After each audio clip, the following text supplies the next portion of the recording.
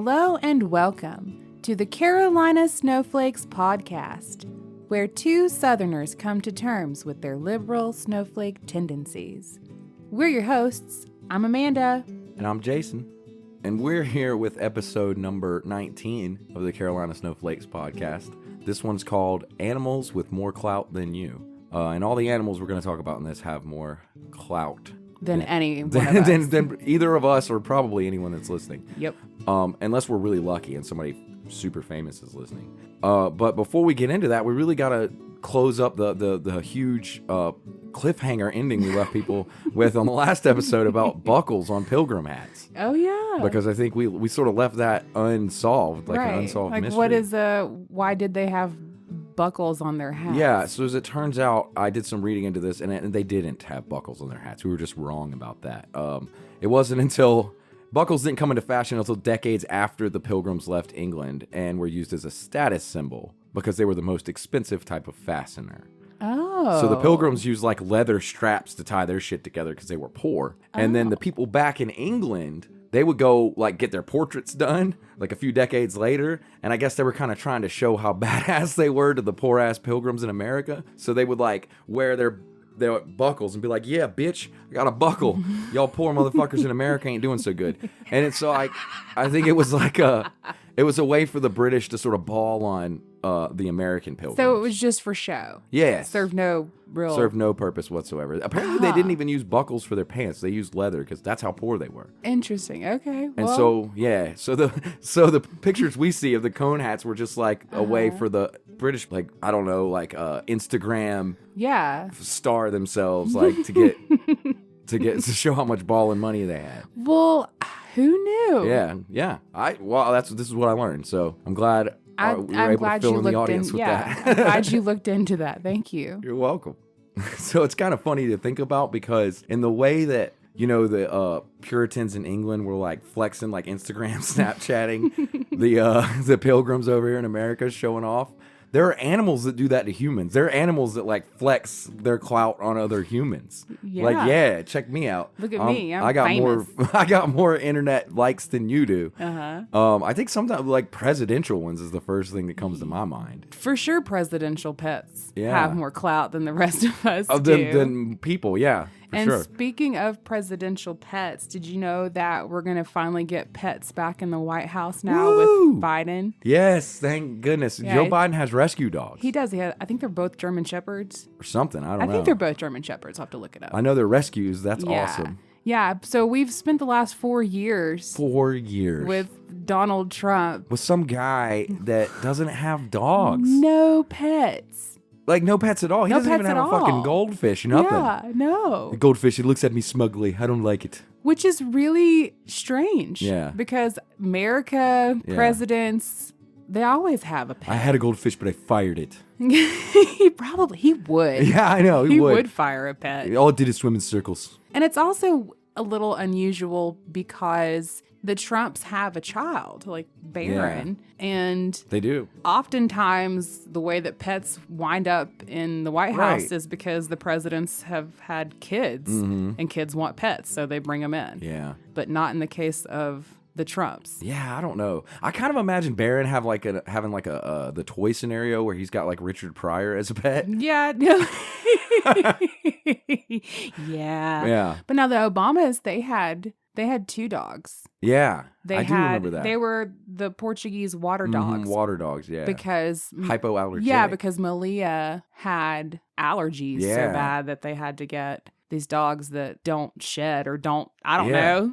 Speaking of that, put allergies in their noses. Yeah. Speaking of that, did you know in 2016 when Scott Walker was running for the Republican nomination for president, he had an allergy to dog dander that a lot of pundits considered to be a liability to him getting elected. That's interesting. I mean, it's a thing. That's hilarious. Presidents historically have even used their pets as like campaign vessels. Like if Donald Trump has a pet, it's Lindsey Graham or his hair. Yeah.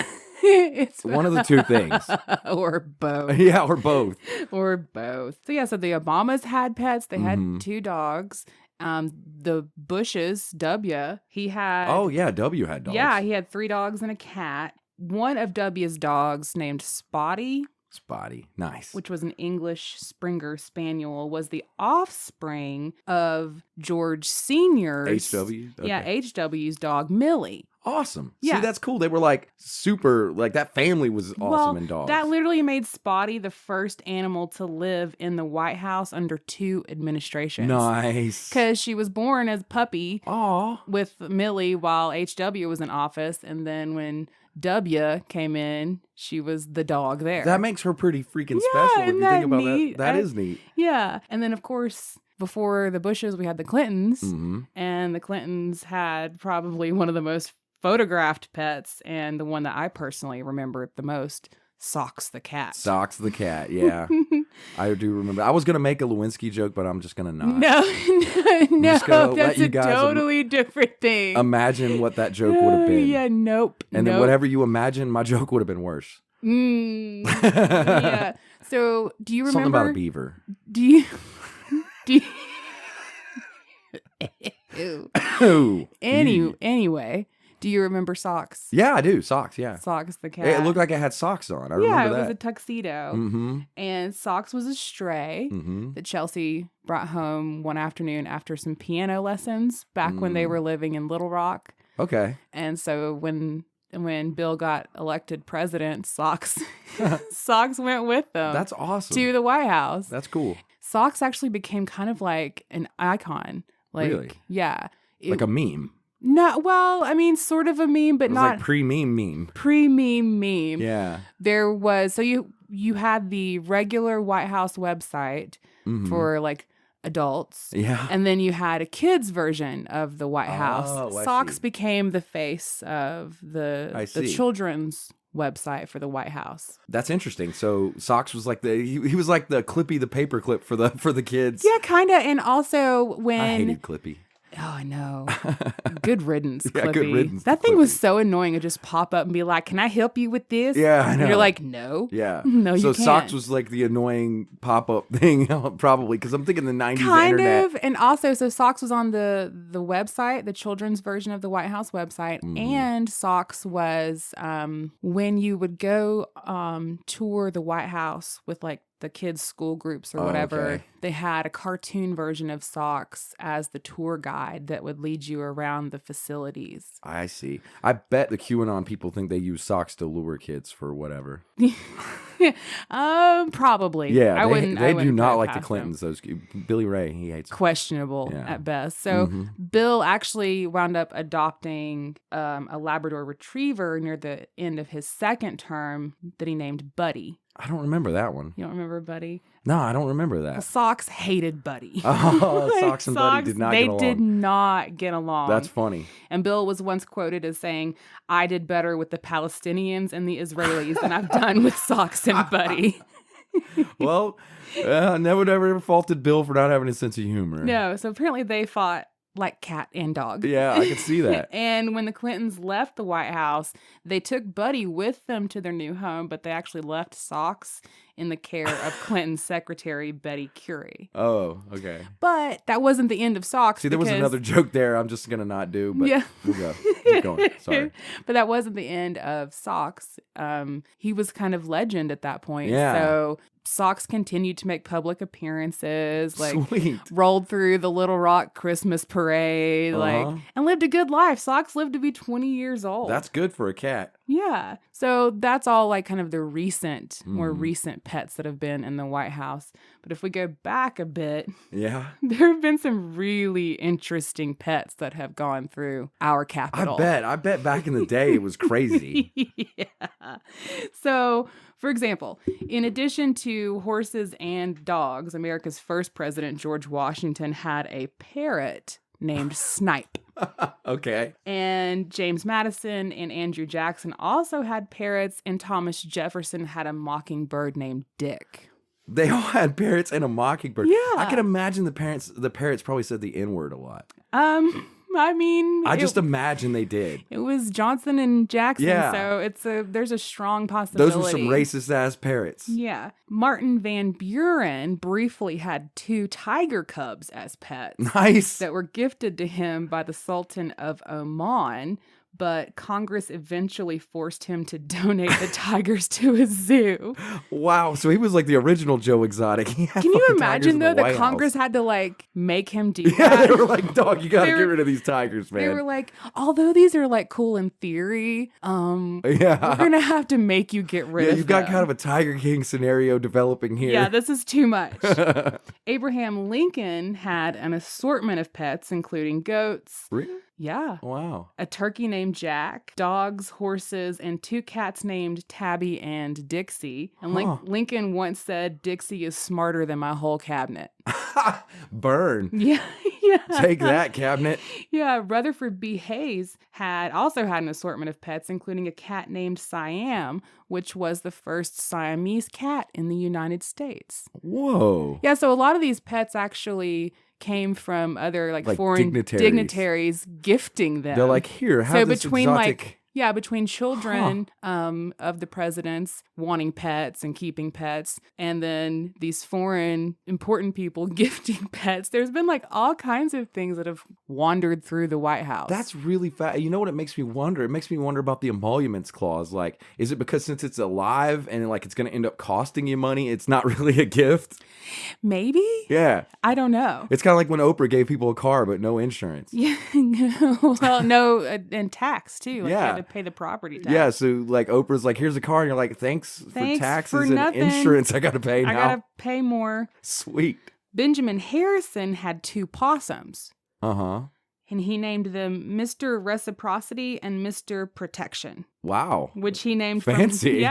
which he named from the 1896 Republican platform. Okay. Protection and reciprocity are twin measures of Republican policy and go hand in hand. That's weird. I don't really associate possums with I don't really associate possums with anything. Yeah, I don't know, but he had them. They can't get rabies. That's an interesting thing about possums. That is true. They are low on the scale of rabies vector. Because they're the only marsupials that live in North America. And they eat a lot of ticks. And yeah, they can't get rabies. But they don't get rabies. You know, there's some good things about possums. Yeah, I guess so. And he liked them. Well, they're way less rabid than the Republican Party is now.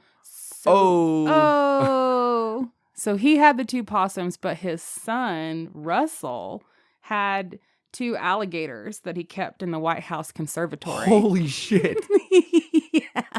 Wow. Just normal. Alligators, just normal. Just strolling the White House ground. Like, oh, there's the alligator. Oh, yes. The gators. Don't mind the gators. What is a swamp town up there? Yeah, I guess so. By far, the president with the most pets in the White House was Theodore Roosevelt. Okay, Teddy. Yeah, well, Teddy. But this is at least in part due to the fact that he had so many kids. Yeah. Like, there were pets everywhere.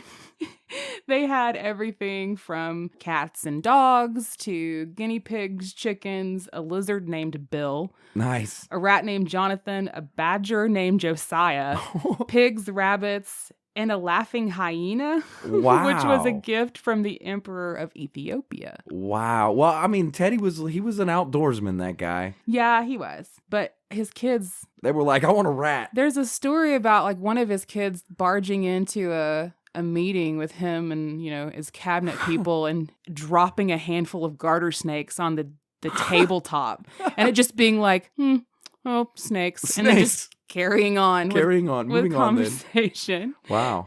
And Warren G. Harding had a squirrel named Pete. Pete? Just Pete. Just a squirrel named Pete. It's Pete the squirrel.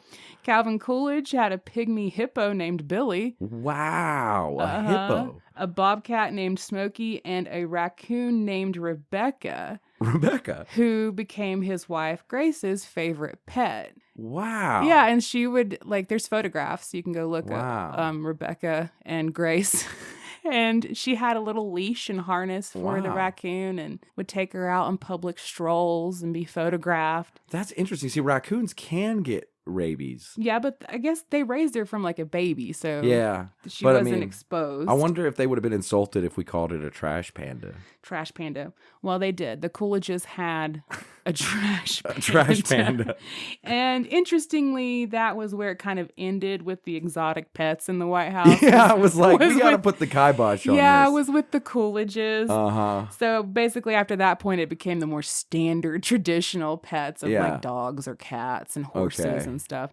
Although JFK's daughter Caroline raised a whole bunch of ducklings on White House grounds. Ducklings are pretty adorable. No, they're precious. They wound up having to like take them out of the grounds though because the dogs were fucking with them. Yeah, the hound dogs were going after them. Okay. And the Kennedys also had a slew of like horses and ponies, and even some hamsters. Yeah, I knew at least one of the kids liked to ride horses. That was a thing. Yeah. So when I was looking up all this information about presidential pets and pets with more clout than you or I and anyone else, I was like, I wonder if the pets of the presidents and the president's family get the same like protection that the presidents get. I don't know. You know, Secret Service? Yeah, well, because like when you become president in the U.S., you get protection. You're protected by the Secret Service basically until you die. Yeah, well, animals don't usually live as long, except the parrots. In that case, I don't know what happened to those parrots, those racist parrots. Yeah, those racist. Andrew Jackson's racist. I'm determined they were racist. They were. They absolutely were. Yeah. So I had looked it up. I was like, what are there like? Yeah. Do you get, does the dog get his own agent? Like, how does this work? The technical answer is no. The agents are not obligated or contractual, obligation to protect the presidential pets. It's just assumed they would do it out of common courtesy. Yeah, and most of them end up doing it that way. So, like, you can see pictures from when Obama was in office, like their Secret Service, like walking the two dogs. Yeah. Or when Reagan got to be like too immobile, there are photos and video of like the Secret Service agents running and playing with his dogs out on the ranch. That's cool. Yeah. So they weren't obligated to do that. Yeah, but I mean, you're gonna. And they also know that like it's in their best interest to keep the animals safe when they're on duty, because animals are also kind of a liability as far as like access to or potential access to people who might do harm. You're right. So it's not in writing that they have to look after the cat. It makes sense though. But it's probably for the better that they do. Yeah, and also it keeps your boss happy, you know what I mean? And also they're pets. So like you have to imagine these like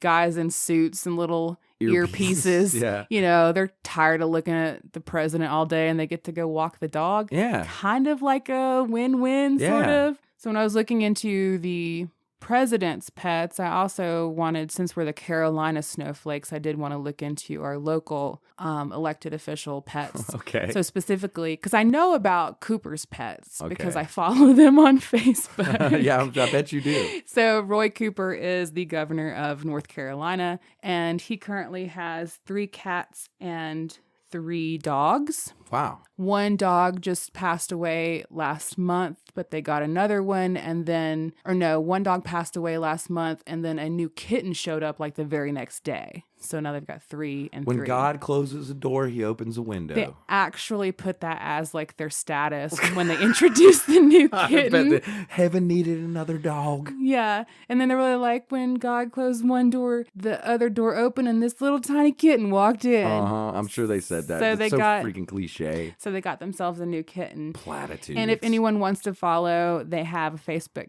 page called First Pets of North Carolina.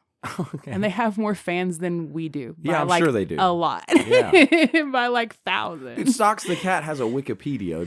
We don't have a Wikipedia. No, we don't. Yeah. I know. These animals have more clout than us. Yeah. Well, maybe one day someone with actual more clout than any of these animals will listen to us and think we should help them out and give them some more clout. So since Cooper had pets that I knew about because I follow them, I was like, does the governor of South Carolina have pets? Well, yes. Henry McMaster is the governor of South Carolina, and he's a one dog kind of guy. Hell yeah, just one dog. Yeah, he's got a bulldog named Little Mac. Little Mac. But he's only ever had one bulldog. So Little Mac is like number 5, I think, in his tenure of bulldog ownership. So like he gets a white bulldog, keeps it till it dies, Yeah. then gets another one. And just names it the same thing. And they're all like named Mac or some variation of like, okay. I think the last one might have been Boots or something. I can't remember. There's something kind of weird about that, but it's a little strange, but at least he has a pet. Yeah.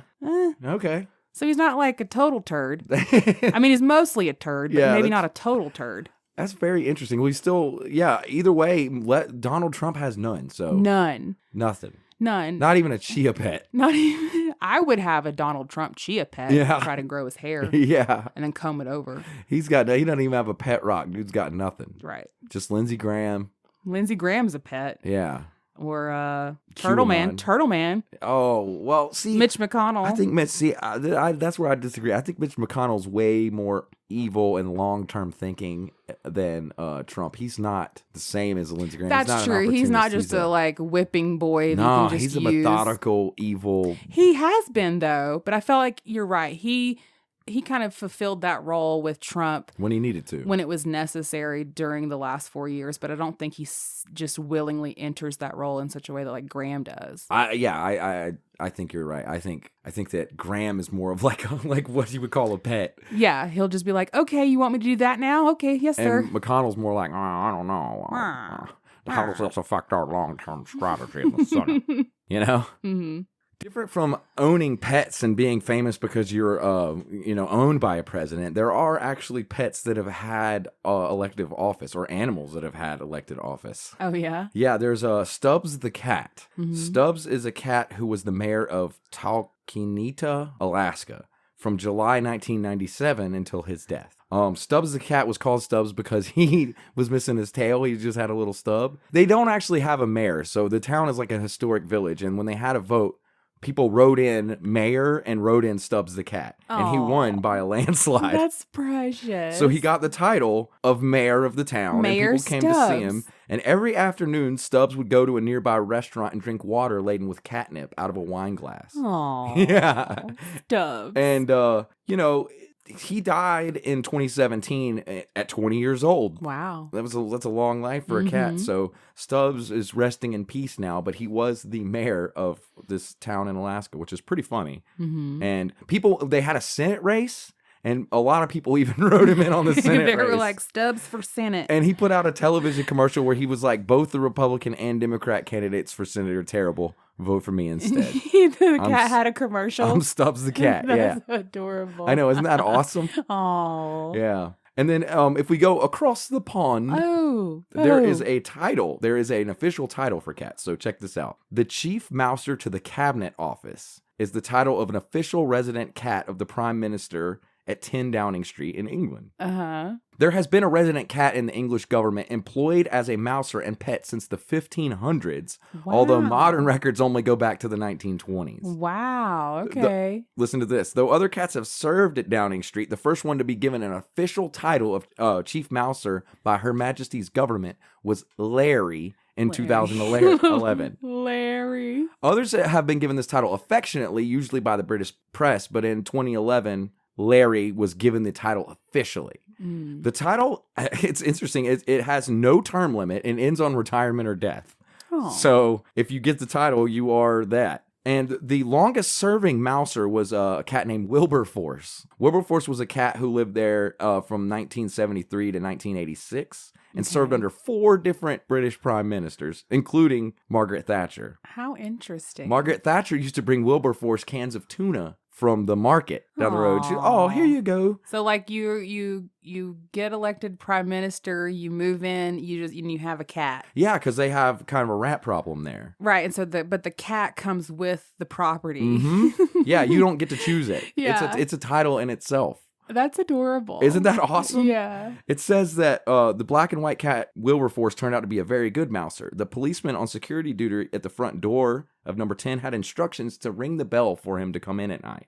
So like the police had to do, yes, come on, Wilberforce. It's time to come in. Ding, ding. Cute. I just find that hilarious. And yeah, he retired in 86 after 13 years of loyal service and went to live on a farm. He was the longest serving mouser, but Larry is the current serving So Larry's mouser the one that's still there. from 2011 Now, to is now. Larry's the one, I remember there being like a news story a few years ago where He was sleeping down on the job. the cat was in front of the car or under the car, and so they couldn't go anywhere. Yeah, and then there was pictures of mice running across 10 Downing Street, and everyone's like, where the hell is Larry? And Larry was just laying around not doing shit. You got a job to do, mister. He is the official mouser, but he's not as efficient as Wilberforce was. Okay, oh, Larry. Yeah, so I mean, Larry's cute, but you know. So aside from the regular fare of cats and dogs, as you decided to go into a little deeper, I started thinking about historical animals, and I started thinking about horses. Okay. And there are a few horses I wanted to talk about because these horses have some real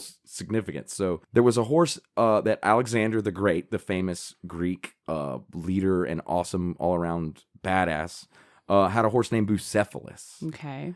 Bucephalus is one of the most famous horses in all of world history. He was described as being black with a huge white star on his forehead, which means he probably looked pretty badass. Mm-hmm. And his name is a combination of Boas, meaning ox, and Cephalus, meaning head. So Bucephalus, ox head. Okay.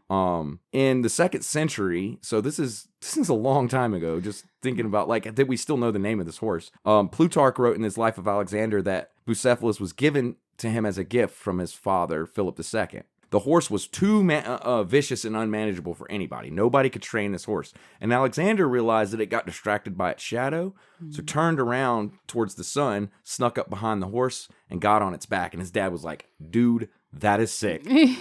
That's going to be your horse. That's your horse, man. And I'm going to give you the kingdom of Macedonia for it. And so the kingdom of Macedonia was given to him for taming that horse. Well, I want a kingdom for taming a horse. I don't know. Yeah. Give me a kingdom. Alexander rode Bucephalus until the horse's death at the Battle of Hypseides in 326 BC. My goodness. I know. Okay. We're talking a long ass time ago. Yeah. And when the horse died, he named this local city Bucephalia, which is in the modern city of Jerusalem in the Punjabi province of Pakistan. There's a city called Bucephala named after the horse. After this horse in Pakistan. Okay. And then there's another town that's named in Pakistan's Mandai Budai district in Punjabi that's named Alexandria Bucephalus. So it's named after him and the horse. Him and the horse. Uh-huh. Mm-hmm. And there's tons and tons of paintings of that horse. It is one of the most famous horses in all of history.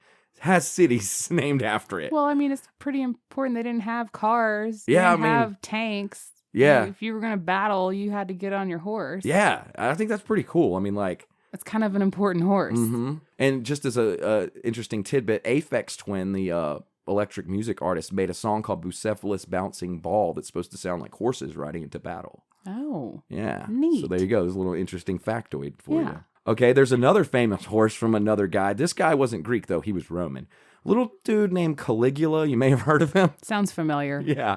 So we had a horse named Incitatus. Mm-hmm. Incitatus. You know, it's Roman. It sounds all weird. He was his favorite horse, and he was going to make it a consul, supposedly. Like, he wanted to make it a senator. And according to Suetonius, writing in like 121 AD, so we're not that far from the other horse, but still a good few hundred years. Caligula planned to make him a consul, and that the horse would invite dignitaries to come stay over, and that he had a gem-studded collar, an ivory manger, purple blankets, and he ate oats mixed with gold flakes.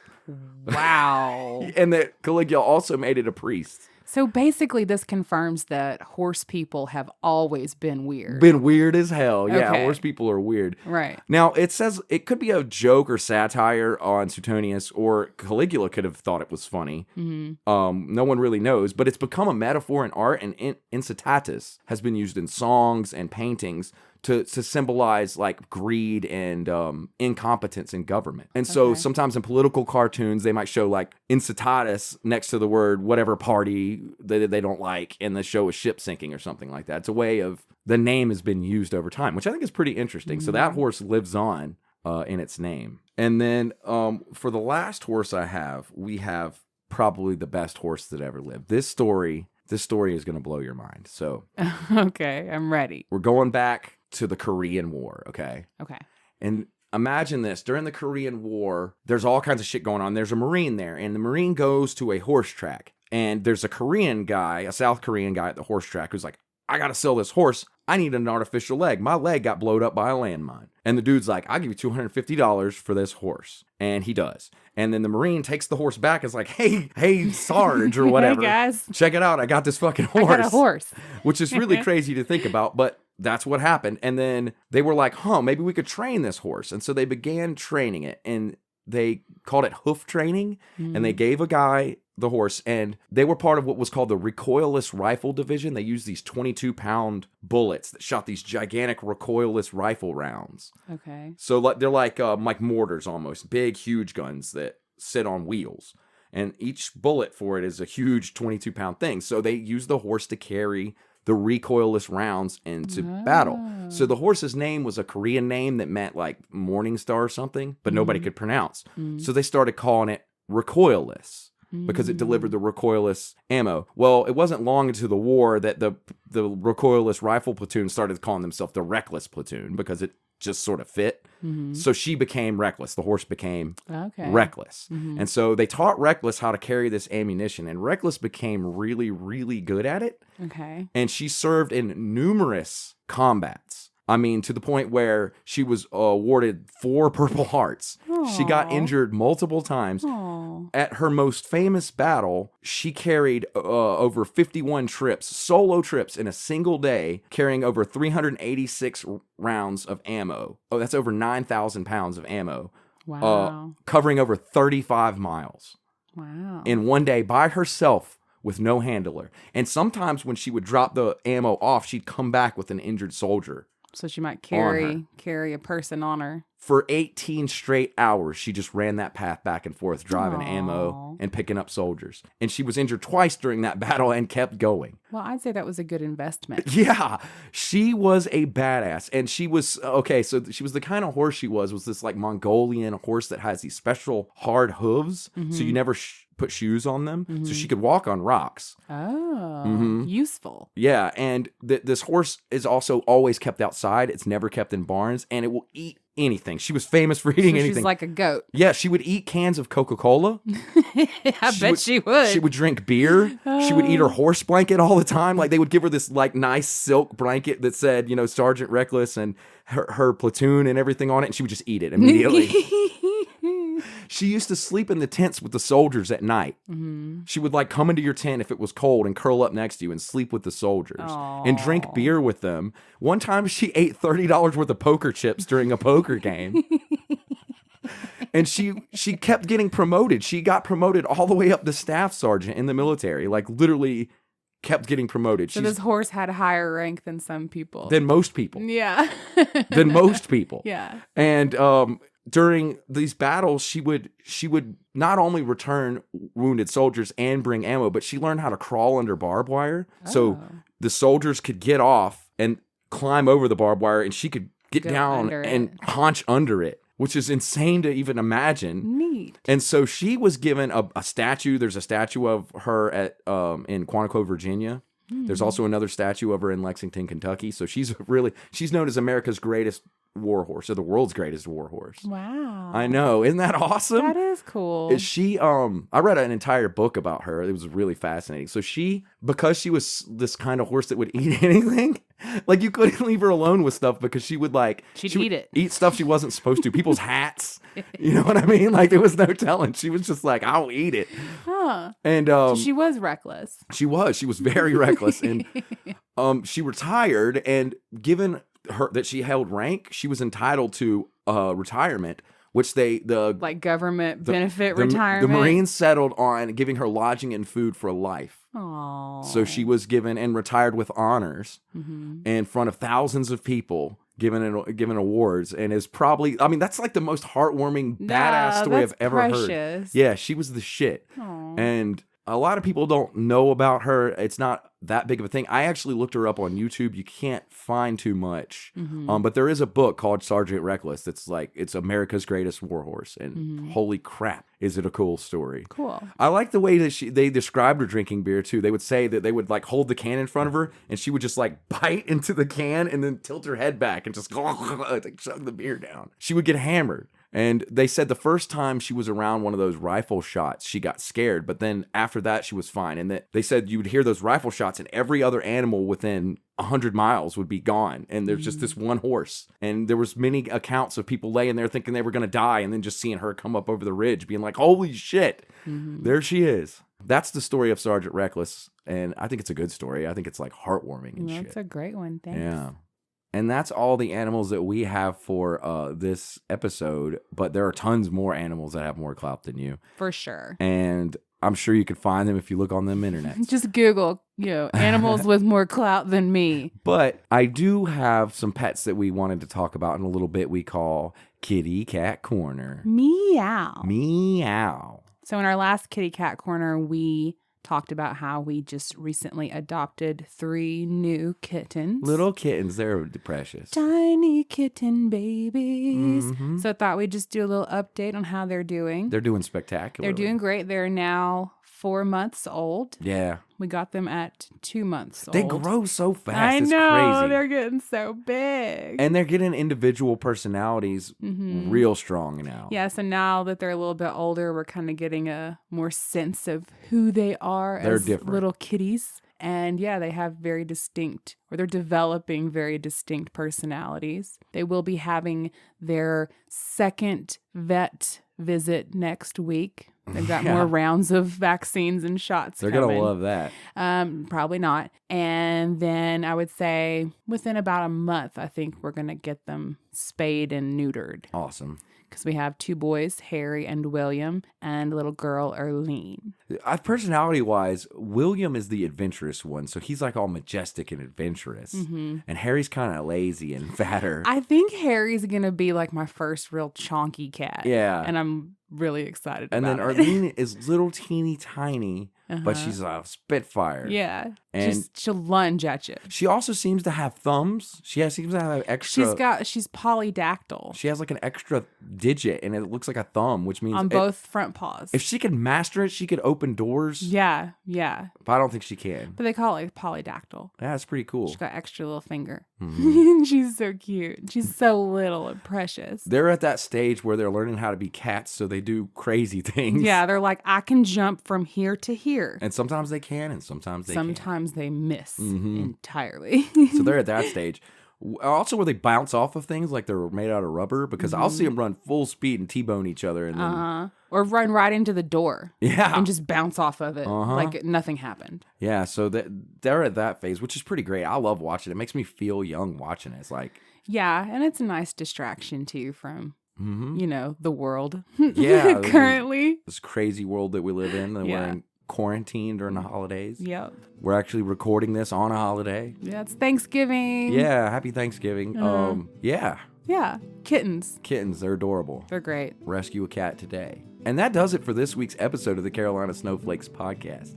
If you like what you heard, especially about kitty cats, you can find our website on the internet, which also has lots of cats. Our website doesn't have lots of cats. No, but the internet does. Oh, right. Yeah, the internet's just crawling with cats. And also our podcast at carolinasnowflakes.com. There we go. And we have a Facebook, which Facebook's crawling with cats, literally. That's why I'm on there all the time. Mm-hmm. Facebook.com/Carolina Snowflakes. And if you've got pictures of cute cats or you want to just talk to us about how cute animals are, you can send us an email at carolinasnowflakes@gmail.com. gmail.com. Thanks for listening. Bye.